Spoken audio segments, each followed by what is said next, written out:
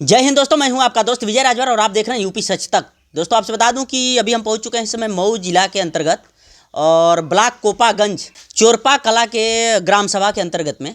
और आपसे बता दूं कि एक वीडियो इससे पहले हम लोग अपलोड किए थे जो पूर्व विधायक घुरहू राम के सुपुत्र दिग्विजय प्रताप ने जो बातें बताई थी और इन लोगों पर काफ़ी गंभीर भी आरोप लगाए थे कि जो जान से मारने की धमकी, भूमाफिया, बहुत कुछ आरोप लगाए थे। लेकिन जो पेट्रोल पंप बना रहे हैं उनके पास हम पहुँचे हैं और जो ज़मीन जिनकी है उनके पास भी हैं। पूरी जानकारी लेना चाहेंगे कि क्या भूमाफिया के जैसा सच में धमकी दी जाती है और वो कह भी रहे हैं कि पूरे गाँव के लोग उन लोगों से इतना डरते हैं क्योंकि वो लोग भूमाफिया हैं।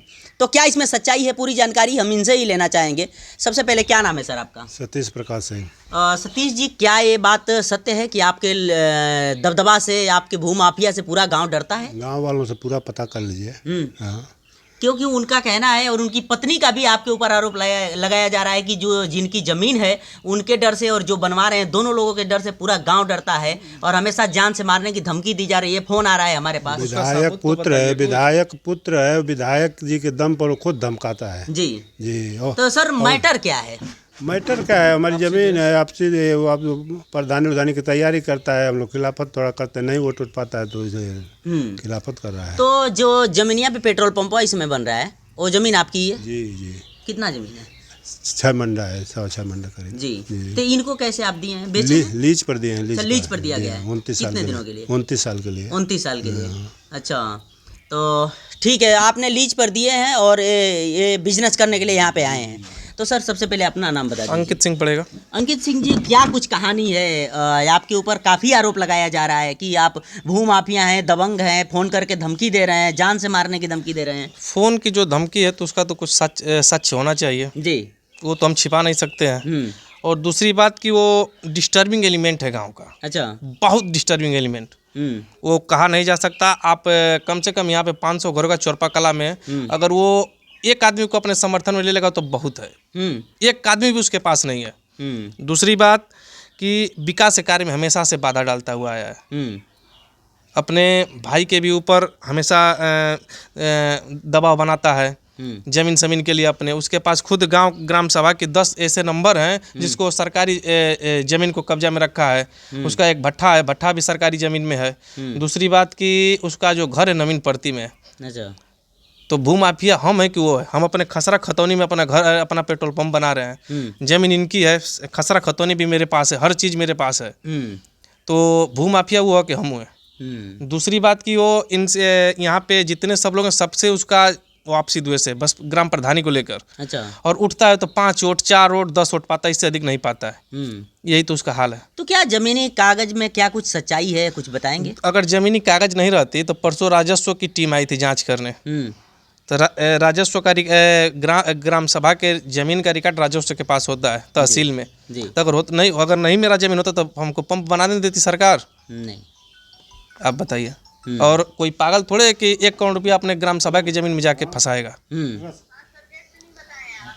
तो अभी जो हाथ में आपके कागज है तो क्या ये सत्य है, जमीन इनकी पूरी है? आप पूरा चेक करवा चुके हैं? जब कंपनी पेट्रोल पंप देती है तो लीगल सर्च तहसील से कराती है। अच्छा। लीगल टाइटल सर्च पेपर का कराती है। वो सब करा के तब हमको लाइसेंस देती है। तब हम लाइसेंस पे जाके तब काम शुरू करते हैं। अगर नहीं होती तो ये बताइए, कम से कम 500 घर यहाँ पे है। अगर कोई तो मेरा विरोध करता, अगर नहीं विश्वास होता आप चलिए चट्टी पे चलिए या फिर कहीं चलिए, गांव में किसी भी के भी घर चलिए, बस उसका घर प्रॉपर उसका घर बस छोड़ के उसके भाई के भी घर चलिए, हम पूछा देते हैं कि जमीन किसकी है। नहीं तो लेखपाल साहब से भी आपकी बात करा देते हैं, लेखपाल साहब भी बता देंगे जमीन किसकी है। तो सर सुनने में भी आया है कि आप लोग उनका भी घर बुलडोजर चलवाने की धमकी दिए हैं। अगर सरकारी ज़मीन में किसी का भी घर द्वार रहेगा तो उस पर चल जाएगा। अगर उसके पास नहीं तो क्यों वो डर रहा है? बताइए। अगर उसके कब्जे में सरकारी ज़मीन नहीं रहती तो डर क्यों रहा है? वो खुद अपने जैसे नहीं होता है कि बैल मुझे मार, उसकी वही हाल है। वो खुद घूम घूम के उजागर कर रहा है कि नवीन पड़ती में उसका घर है, गांव समाज की ज़मीन में उसका भट्ठा है। और जो औरतों का सौरिहार शायद बोला जाता है वो भी उसी के कब्जे में है। खलिहान भी जो गांव का होता है किसानों के लिए वो भी उसी के कब्जे में है। वो खुद गुंडा है, उसका कोई विरोध नहीं कर पाता है। तो खुद गुंडा है, भूमाफिया खुद। अगर ये बताइए भूमाफिया होने तो 10 जमीन वो गांव ग्राम सभा का पोखरी सोखरी का जो कुछ भी जमीन वो कब्जा करके रखता, किसी का बोलने का हिम्मत नहीं है इस गांव में। उसके डर से, उसके प्रताप से सोच लीजिए। विधायक का रौब दिखाता है। तो अपने पिताजी उसके विधायक, तो उनका रौब दिखा के किसी को फ़ोन करके हड़काता है। यही तो बात है। वो कह रहे हैं कि हमारे पिताजी बड़े ईमानदार आदमी थे, किसी के आगे झुकते नहीं थे, उसी रास्ते पे मैं चल रहा हूँ। ठीक है, चलना चाहिए।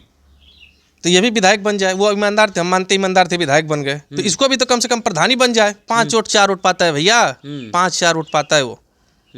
और यही वो राजनीति करेगा विधायक का। विधायक जी वैसे थे, वोट पाए थे, उनका सामाजिक अनुभव था, समाज में उनका पकड़ था, खुद हम लोग उनको वोट दिए थे। लेकिन वो ऐसा नहीं है, वो पूरे गांव में घूम के चले, मेंबर ही नहीं जीतेगा। तो सर जिस हिसाब से वो विरोध कर रहे हैं आपके जमीन को लेकर के, तो उनके साथ में और भी गांव के एक आध लोग, कुछ लोग हैं कि वो अकेले ही करने के लिए? कोई नहीं, वही रोकने के लिए बस आए हैं। बस वही। अच्छा, चलिए ठीक है। चलिए आपसे बता दूं कि अभी हम लोग इस समय हैं चोरपा कला में, और जो पेट्रोल पंप का मैटर काफ़ी गंभीर मुद्दा रहा, सभी चैनलों पे चला, पेपर में भी छपा था ये वीडियो, ये न्यूज।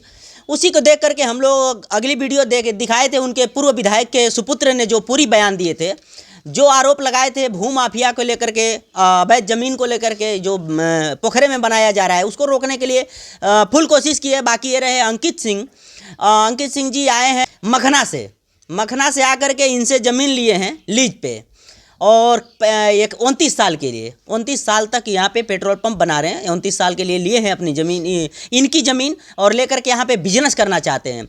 लेकिन जो पूर्व विधायक के सुपुत्र दिग्विजय प्रताप जी ने आरोप लगाए थे, तो हम लोगों ने इनके पास भी पहुँचे, और क्या कुछ पूरी सच्चाई रही आपने वीडियो में देखे ही होंगे कि क्या कुछ इन्होंने बताए। बाकी इनके बातों से आप कितना सहमत हैं? वीडियो अच्छा लगा हो तो चैनल को सब्सक्राइब करें, लाइक करें, शेयर करें। मिलते हैं किसी और वीडियो के साथ, तब तक के लिए जय हिंद।